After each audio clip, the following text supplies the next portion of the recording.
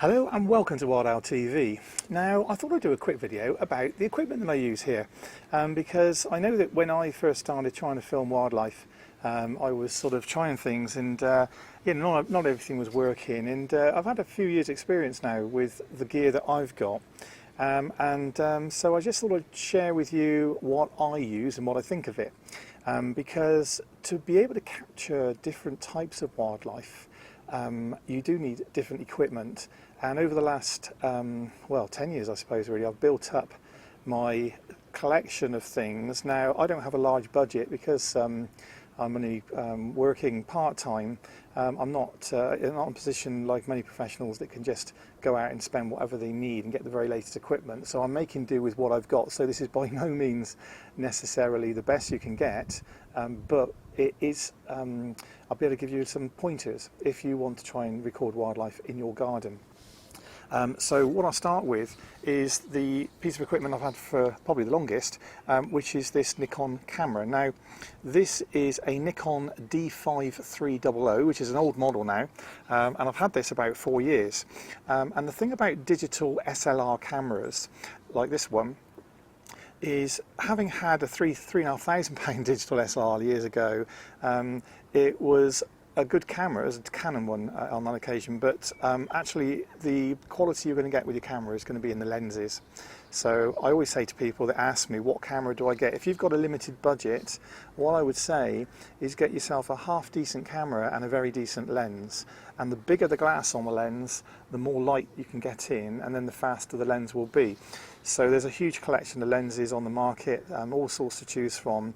I personally don't, I always buy the manufacturer's lenses, Nikon or Canon lenses, depending what system you've got. As far as those two manufacturers go, they dominate the market. But you know, Sony do cameras, and Olympus, and there's other manufacturers out there. But without doubt, most professionals will use either Nikon or Canon. I used to have Canon. This D5300 I think is a fantastic camera. It's really, really good. The camera itself, when I bought it, I think was about £420, something like that, but the lens was £650. And for me, that's the right way around. Now, this is a 300mm lens, which extends like that, and it is a 3.5 to 5.6 aperture. That means that the lens can open up to let more light in. The smaller the number, the bigger the aperture. The bigger the aperture, the faster the camera focuses, the faster it can shoot, and the better it works in low light. So you'll find that the lenses that have a very small number, in this case 3.5 when it's at this level, or 5.6 as I zoom it out. At 5.6 it's not letting as much light in because it's zoomed out, but at 3.5 that's going to let more light in, so it's going to work faster. The most expensive lenses, 2.8 lenses in particular, can be a few £1,000s. I like this lens. It's an image stabilized lens, a VR lens, and is a Nikkor lens, AFS Nikkor. So I'm no pro photographer, so I'm not going to go into too much detail there, but I would just say that like I say, spend as much as you can afford on a lens. But this range, the D5300, good cameras, love them. I don't know what it's 400, 500 maybe now, maybe even 600, but really, really good camera, and every bit as good as my old Canon EOS 1D Mark III, which was a £3,500 body, and I've had better results with this camera than I had on that other one. And the good thing about it also is it has one of these clip out screens, which is really, really good. Very, very handy for when you're shooting at angles or you want to get low. So recommend that. But as I say, Canon have up their game with their cameras. You find that sometimes Canon do the better ones, sometimes Nikon do the better ones. They tend to play a bit of a catch-up game all the time, but I like that camera. Now what do I use this for? Well, basically I use this for bird photography. I used to have a macro lens with it, which was again a 2.8 macro lens, a very good lens, Canon, but I just didn't get on with it because macros can be very, very thin depth of field, very low depth of field, and I just didn't have the experience as a photographer to really get the best out of that lens, and inevitably I'd use this lens and then just crop in. So that brings me on to another camera. Incidentally, this does do video as well, but on this model it doesn't actually autofocus, and so it's really hopeless. So I never use it for video unless it's something that I don't need to zoom in on. Yeah, like I say, it's a good camera.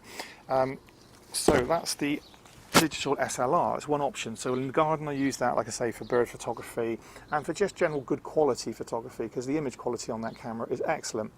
However, I've recently bought another camera, and the reason I bought this camera is because I needed something for doing the close-up shots of moths and butterflies and insects, and my Nikon there, actually the lens that I've got now on it is far too big for that, and as I say, the macro I didn't get on with, so I sold the macro and I bought this. And this is a little gem. This is what they call a bridge camera, which is kind of bridging between a little square camera, Instamatic type thing, and a digital SLR. And this bridge camera is a Panasonic Lumix. Now Panasonic Lumix, the range, have a very, very good reputation for quality. There are other Canon, Nikon, Fuji, there's all sorts of other options available, but we had a little square Lumix which was fantastic, and that was £200 and odd when we bought it. This camera is £329.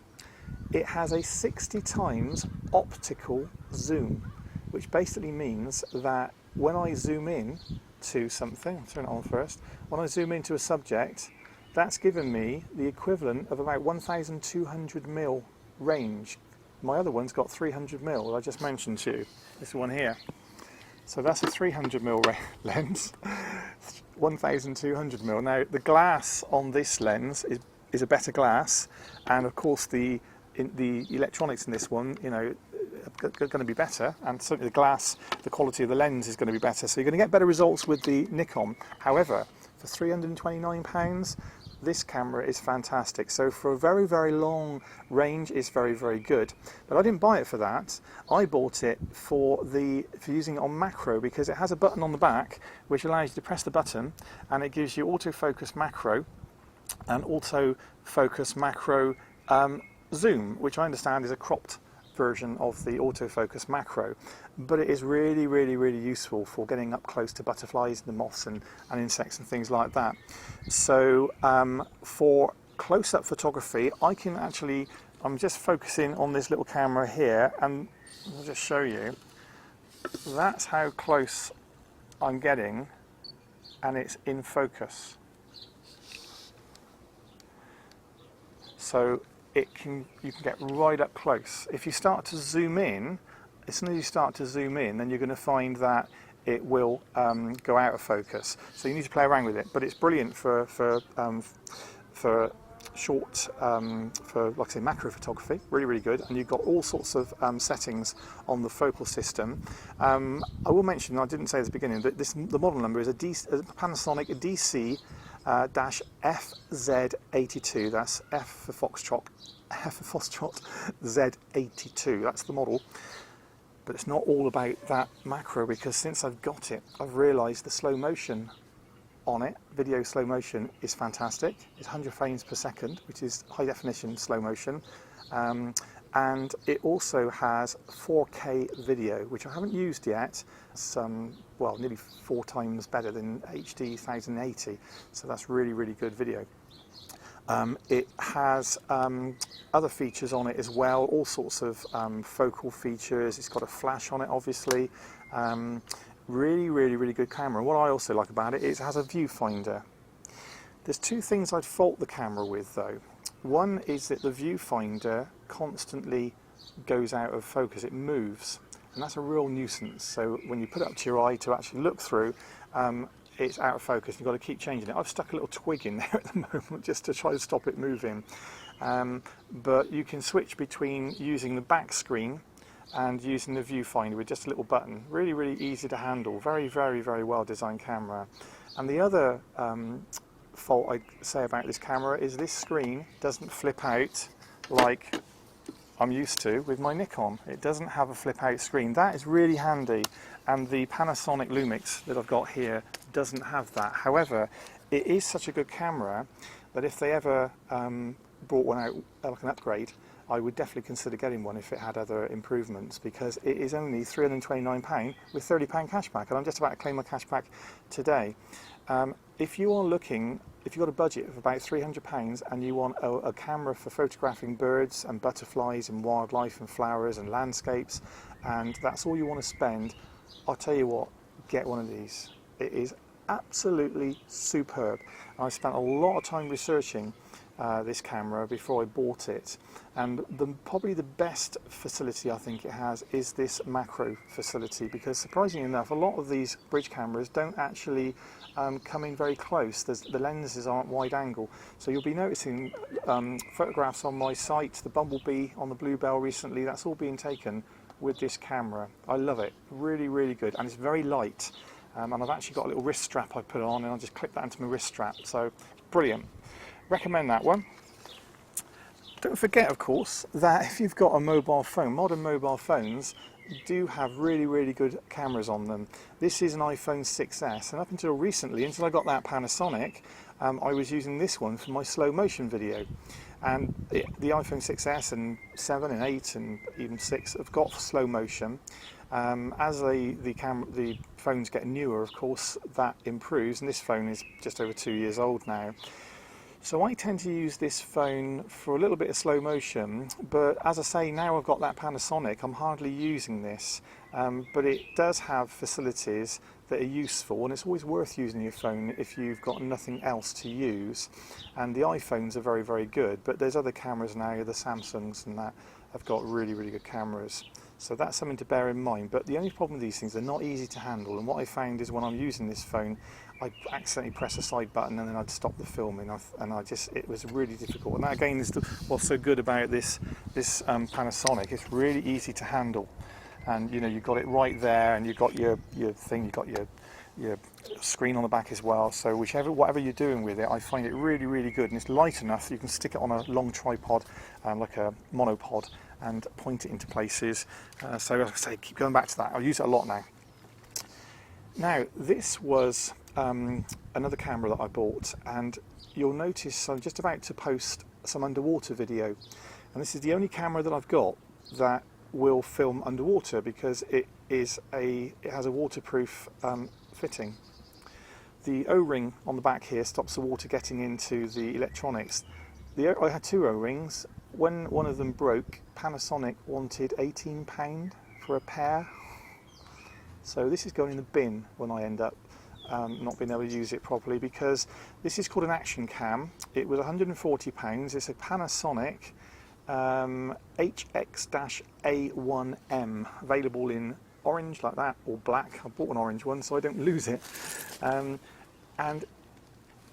I have to say that I've not really had a very good experience with this particular camera, and it was only £140, and I really wish I'd bought a GoPro, but GoPros are a lot more money, and they have some issues. But this is a 1080 high definition camera. It has Wi-Fi, so in theory I can control it from my iPhone, I can control it from my iPad, but unless you're close to it, that Wi-Fi connection will drop off. And if you put this underwater, the minute it goes about 2 inches underwater, it won't pick up the Wi-Fi. So when you're using it underwater, you haven't got a clue what you're looking at.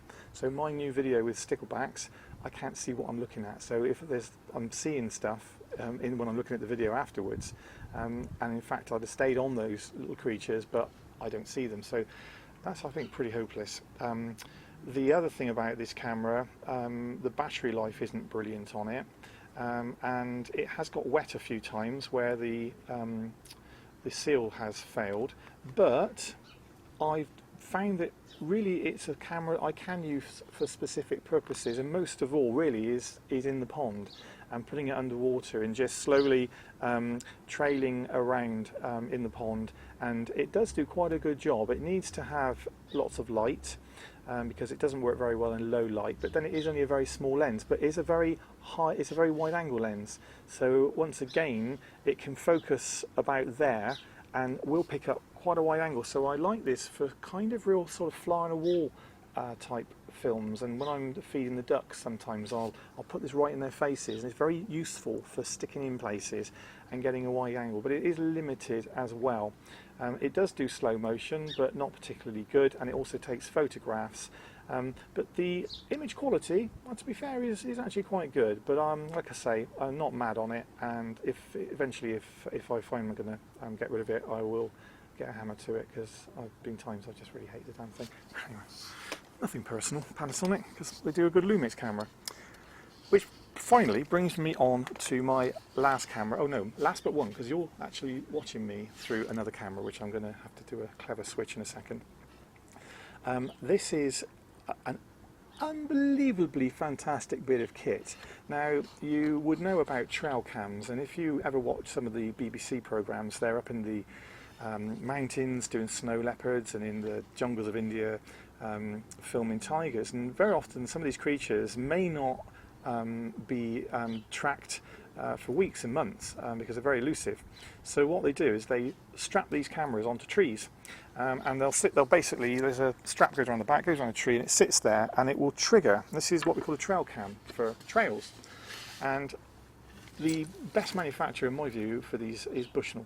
Bushnell have led the way with this type of camera, and there are copies on the market, and I've used 2 different copies, and quite honestly I didn't think they were very good at all. The cheaper one, which came from a mail order firm, really was quite rubbish. Just usability in that. This particular one, I always do a lot of research before I spend my hard-earned money, because I can't afford to make mistakes, which I have done. This though was a really good find, and this is a Bushnell HD, and it's called a Nature View. And I paid, I can't remember what I paid now, £320 is it, or 280? £280 I think I paid, discounted. And what you've got inside, it takes up to 12 batteries. I use polymer batteries. I recommend using these rechargeable polymer batteries that do pop out from time to time. So you can get lots of batteries in there for a long life, and I tend to have to recharge this. When it's in the garden, I recharge it probably every 3 days. And then you've got a screen on the inside here where you can set up all your settings. Now, this camera, you basically have a memory card in the bottom here, okay, SD card, and you click that down. You've got all sorts of settings depending on how you're going to use it, and then you put it down in the garden, maybe put it by some food. Without any extra lenses, this camera needs to be a fair way away from where you're going to film, because anything too close won't be in focus. However, the good thing about this model is that it also comes with 2 lenses, and those 2 lenses are for different distances. And what I've done is I've tied a piece of string here for one of the lenses, so I know that's the perfect focus, and I've tied another piece of string there for the other lens. I think one's 460 and one's 600mm, and that enables me to use this for wood mice and other things. I'm actually going to set it up where the bats were roosting last year and see if I can capture footage of bats. And the idea with this camera is that it doesn't work until something triggers it, so it will sit there dormantly just waiting. And it has an infrared, a black infrared here. In fact, it doesn't show glow red or anything like that, it's just black. And in the minute anything triggers in front of the sensor, it sets the camera off. Now, it will only record video for 60 seconds maximum, but of course, if the action continues, it will then repeat 60 seconds. But it also can be set up to take photographs as well. It's high definition, and the quality that I've been getting from this camera is really, really, really good quality, both at night and in the daytime. So you can set the level of infrared to make it very bright, but if you're using it in an enclosed space and you need to tone down that infrared light, then you can do that, and it will still then give you a nice image quality. But the image quality from this camera is really, really good, and I thoroughly recommend this particular model. And even better still, which I should have brought with me, there's a little plug-in lead which then has a little hand viewer, and I should have had it, it's in the garage, I won't go and get it, but there's a little hand viewer, and that's the beauty about this model, because when you set these things up, actually I will go and get it, bear with me. And as if by magic, I am back. So this is the viewer. So what you do, under here, you plug it in, you set your camera up,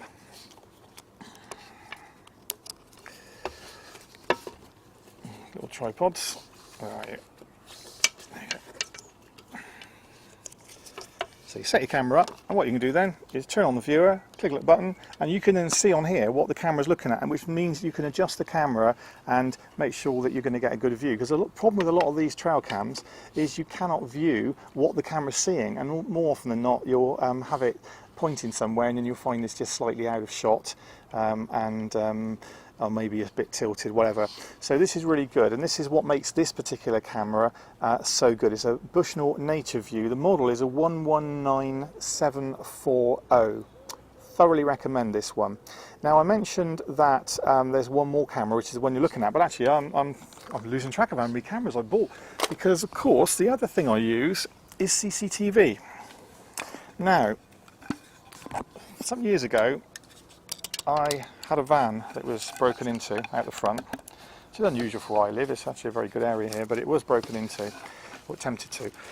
And with somebody like myself that suffers from anxiety disorder, the first thing I thought was, oh, I don't want to be broken into again. So I bought a CCTV system, and I bought a Swan CCTV system, which is a 740p system, which isn't high definition, but it was about as good as they did at the time. This is about 4 years ago. And I had a couple of spare cameras, and two went out the front of the house, and I thought, well, what do I do with the other two? I'll put them around the back. And when I started, I thought, actually, I could use it for wildlife. And that then started me off on a completely different, well, it's taken up a lot of my time, because basically what it means is that I can set one of these cameras on food, or on an entrance, or on a garden, anywhere here in the Wild Owl Garden, and the recorder will pick it up, and then I can go back and see what's visiting. And it's really interesting, you know, what ate that food, what turned over the bee house, and you know, there's all sorts of things. So I've been using well, up to 8 cameras with this Swan system. The only problem was about a year ago the Swan system corrupted. The hard drive started to go wrong, and the timelines were all over the place, and it's basically been unusable. So I have just as I mentioned in my video diary that I've just completed, I've just bought a new system, but again, on limited budget. I've actually spent £200 to get a high definition 1080 system, which is 8 cameras, and it was £200. I don't know, it's not being delivered tomorrow, so I've got no idea what it's going to be like, but what I'm hoping to do is dedicate this one to house security, and then hope that we don't get broken into, and if we do, then maybe we'll find something. There's nothing to steal anyway if you're watching, apart from cameras. But the 8-channel system is going to be dedicated to wildlife, and so it means I can put it on the bird table, I can put it on the garden, on the badgers, on the pond, and cover the whole garden. And then as things happen, then hopefully it will record it. So I'm very excited about that, and it's been a long time coming. And it's the system I've ordered is called a Sansco 8-channel full high definition 1080. So reviews on Amazon are really good, so fingers crossed that is going to be a good buy. So what about the camera that you're watching me on now? Well, I need to turn on this wonderful Panasonic, stick it into video mode, and here we go, we're on video, and I'm going to just take you around and I'll show you. So this is the camera, and this is another gem. This is a Canon, and it is a Canon HF30, which is a semi-pro, well, it says it's a pro camera. It's a Legria HF G30, I beg your pardon. It's got Wi-Fi on it, it's got high definition, and it really is a superb camera. And I use this for anything. I'd use it for my videos most of the time with a plug-in microphone. So I'm talking to you with this plug-in mic, which incidentally is broken, which is another thing I need to replace, but very good. And it has a large lens. This camera has a 20 times optical zoom, so it's very, very good for using for bird filming with 20 times zoom. And the thing about it is, compared to this camera, this Lumix one, this doesn't really follow subjects very well because it's got such a small sensor and it has its limitations. But like I said earlier, it's better for macro photography. But the Panasonic is much better, and in low light it's superb. The quality from this camera is brilliant. It has this flip out lens, so of course when I'm doing my videos and talking to you, I've got a lens facing this flip out lens, this flip out screen I mean to say.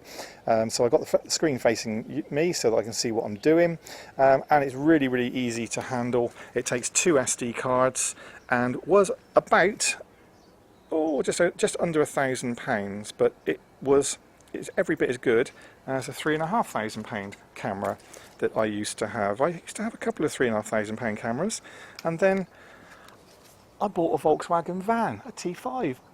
Money pit. Don't ever buy a Volkswagen van, they're money pits. Well, I don't buy the one I bought anyway.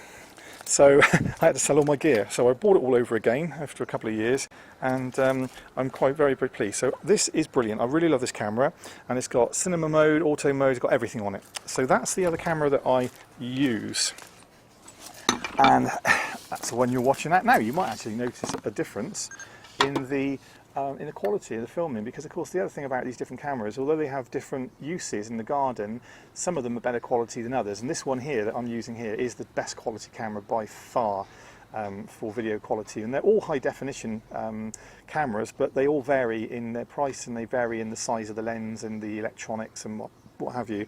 And generally speaking, I used to say to people, spend as much as you can afford on cameras, but I think in this day and age, as I've proved with this Panasonic, it is actually also a question of looking at the reviews, because they're changing models all the time, and new technology coming along now is cramming an awful lot of features into quite budget price cameras.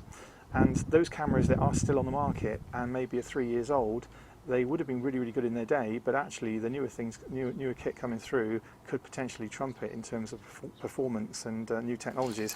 And Wi-Fi technology is particularly handy, particularly if you want to film, like say badgers or foxes or anything in your garden without being right on top of it, because that camera is a Wi-Fi camera, this is a Wi-Fi camera, the orange one is, and even the Nikon is. So I've got 4 cameras that in theory I could use to control from my iPad, although I don't often do that. So there you go. And of course the other thing when you're using cameras is the tripod that you use. I found cheap tripods are unreliable, and in fact one of the cheap tripods I had, it collapsed when I was using it and it broke the camera. So sometimes it's better to just get something decent, which I think Manfrotto is, I think, the one that you're currently sat on. So I hope that was useful, just a little guide, and like I said, it's only my gear, but it gives you clues what I'm doing here in the garden,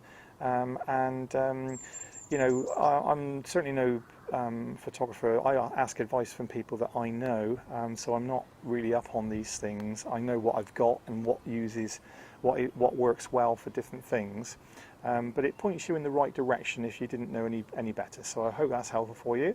Thanks for watching Wild Owl TV, and we're back to the wildlife very shortly. Bye.